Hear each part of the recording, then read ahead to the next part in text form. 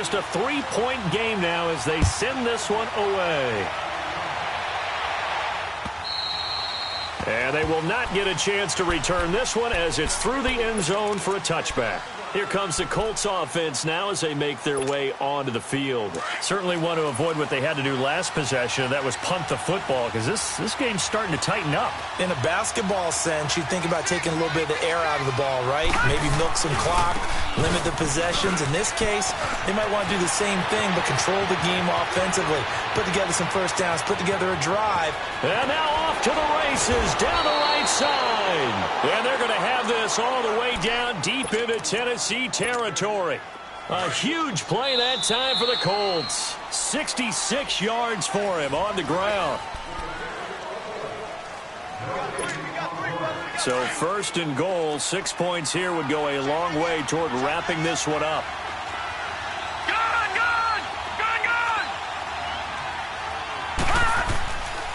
They keep it on the ground. Mack again. And they'll be driven back here, losing yardage to the 10-yard line. It's a loss of a yard there, and now second down. A tale of two extremes. First carry, he went for a bundle. His second goes backward. And how many times have we seen that happen? Because you get that big carry, and you come back and you're all fired up, and sometimes you force a run a little bit, right? Trying to break off that big carry again, and instead it works opposite. And his pass incomplete. Trying to get it that time to Stills. And it's third down. Charles, you'd said the magic number was probably right around 20 for this defense because they're facing one of the top 5 offenses in the league in terms of points scored. They've had their moments, but this offense just a little too good, isn't it? They really are, because no matter what you do to make an adjustment on defense, they've had an answer for it. They run with Geis. And he's going to be brought down just shy of the 5 at the 6. It'll be a gain of 5, but they're still left with a long 4th and goal. Okay, no score on that play, but this guy's been a touchdown machine all year long. You know they trust him with the football. And his kick is good. And the drive will wind up yielding 3. So they get the 3, but you wonder now, is that going to be enough? Excellent question, because when I look at the smiles on that side of the field, they're a little tight, aren't they? If they had scored a touchdown there, those would be big half-moon grins right now because they'd feel a whole lot better about their position. And a touchdown in the other direction, all of a sudden they're down. Now the Titans getting set to go. And the points, they have come fast and furious in this quarter. You really don't want to be on the defensive side of the ball right now, do you? Because you're either thinking, my replacement may get an opportunity.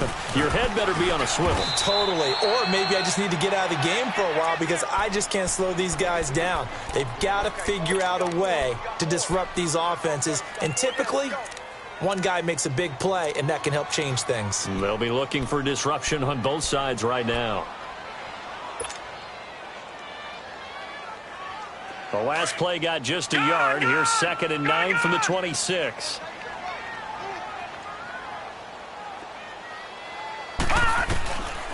From the shotgun, he'll look to throw.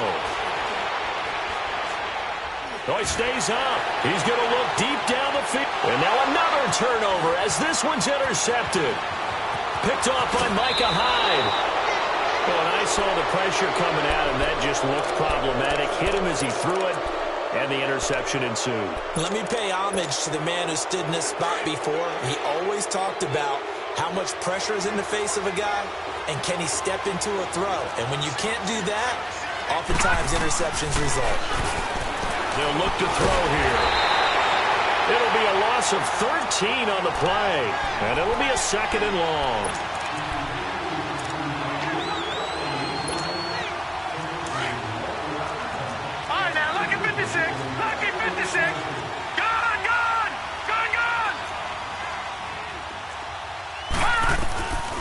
They'll set up a throw. It's caught. Stills, right side. Touchdown, Indianapolis. Kenny Stills, his 6th touchdown of the season. And thanks to the interception, the Colts offense cashes in with 6. Now on 4th down, on is the punt team sending this one away. I don't know about you, but I can't wait for a few years of 2-point tries and see what the data tells us. because a lot of teams want to throw the ball in this situation. This time, unsuccessfully. I just wonder if maybe running the ball might be the way to go. With it moved up from the 3 to the 2, you would think maybe a few more attempts at running. I think stats over time may bear out that running the ball will at least be the equal of throwing it in that situation.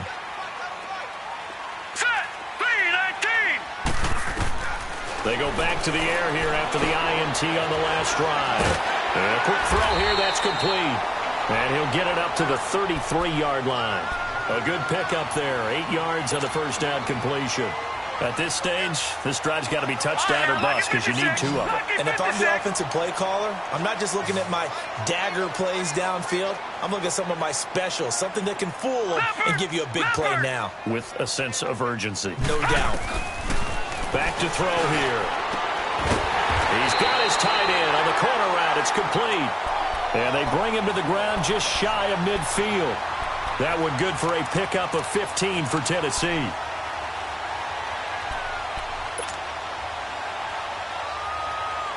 Back-to-back good plays have them on the move on first down.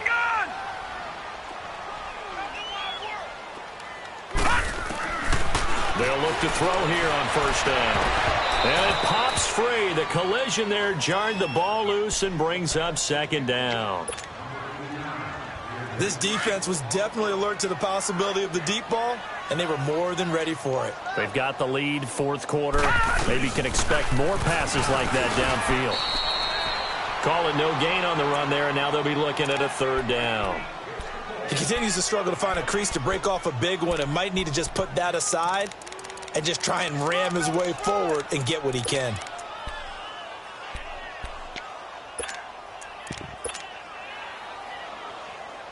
The Titans on third down, lacking much success, just 2 for 7 to this point. This is 3rd and 10. They're going to look to throw. He's going to sling this deep downfield. That's caught inside the 20. And that one results in 35 yards. You cannot write these guys off just yet, not with a quarterback like that under center. You mean it actually crossed your mind with him running the team that you could actually maybe write this game off? Not yet. Not a chance. Not with him. We've seen it too many times. He'll drop to throw. And he rifles one incomplete. And that's one he's got to be happy to have back. There wasn't a hole open in the zone. You'd have to think on early downs like that first down there, need to be a little bit more careful. Yeah, fortunately for him, got a couple more downs to play with. So after the incompletion on first, now 2nd and 10.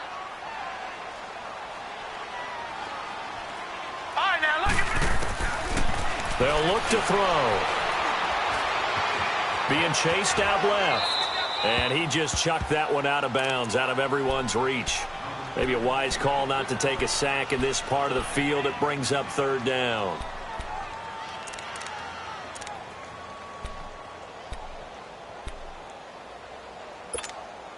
This offense was on the move. Now 2 straight incompletions have them looking at 3rd and 10. Now back to throw. Now they go screen. It's complete. They're able to convert on 3rd down, and that sets up a 1st and goal. Clock management, definitely critical here if they want to get back in this game. Absolutely agreed. They have to up the tempo in this case, down a couple of scores. Want to make sure they have a chance to win this ball game. 1st and goal, and they got to be thinking a chance to get right back into this football game. They'll try and run for it with Henry. And he'll get this one back to the 5-yard line, but no further than that. No gain on the play as we have reached the 2-minute warning. Time for a break. We're back to finish this one off after this. So 2nd and goal, and the big man Henry alone in the backfield. Watch him now, Barney. No, check. Patriot. Gun.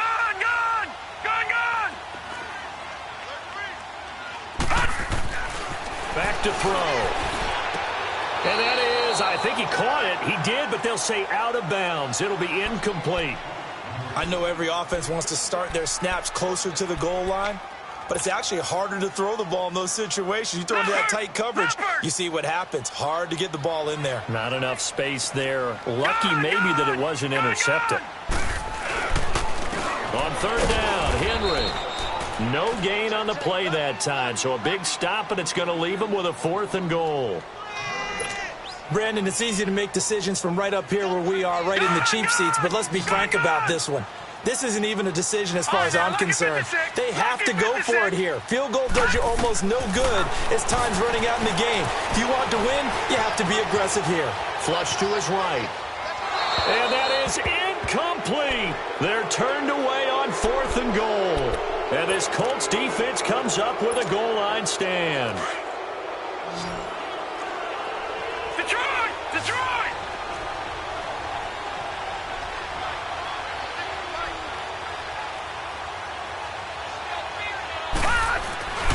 And the drive begins with a run by Geis. And he is met at the line of scrimmage, and he goes down right there.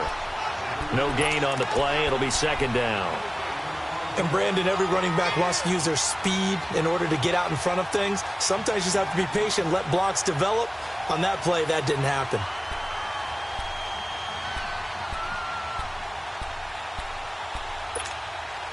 Another running situation on the doorstep as they come up 2nd and 10.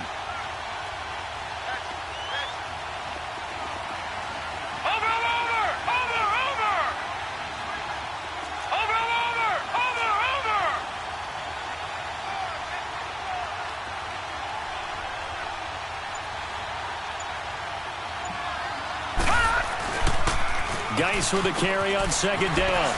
Room past the 20. And he takes it across the 50 to the 46-yard line.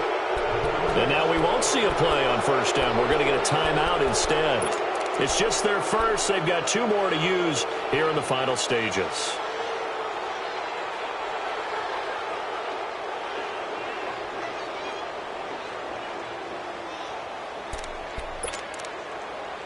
So the line of scrimmage moves all the way across the 50 now as they come up 1st and 10. Watch him now, Barney! Barney!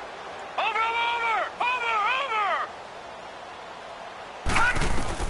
Now it looks like he'll throw here. Eluding the pressure right. On the run, he'll let it go deep, right sideline. So they took a shot on 1st down but couldn't connect. Sure, that pass was incomplete as they made an attempt to get a big one downfield. But that's okay because the second part of that is if you don't get the completion, at least you've told the defense you're trying to stretch them out a little bit, and they may have to change accordingly. An incomplete pass on 1st down. That leads to a 2nd and 10. Now he'll let this one go deep, right sideline. So the long attempt falls innocently to the ground, and it brings up 3rd. And you just know when that play call came in, their eyes lit up because anytime you get a chance to take a big shot downfield, that's a lot of fun, and they missed an opportunity.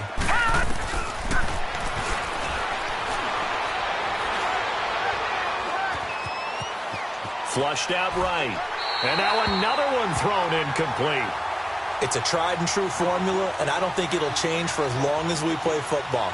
If someone's trying to throw the ball and you can put pressure on them and make it tough, that's only going to help your defense. Yeah, he's since being hurried. He got rid of it before taking the hit, but incomplete. And with things looking pretty good on the scoreboard, they're going to keep the offense out there and go for it here on 4th. And he comes back with one complete. And now before this 1st down play, we're going to get a timeout here. That'll leave them with just 1 remaining in this 4th quarter of play.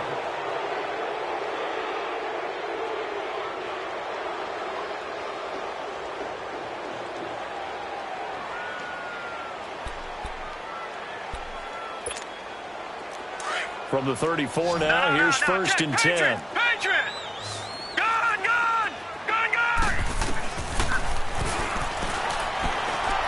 Looking deep downfield. And oh, it'll be intercepted.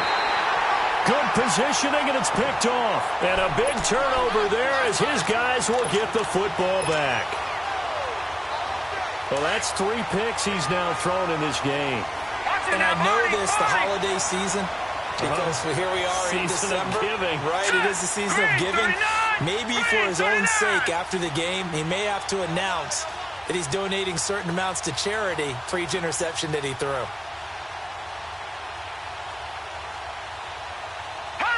And they take a knee.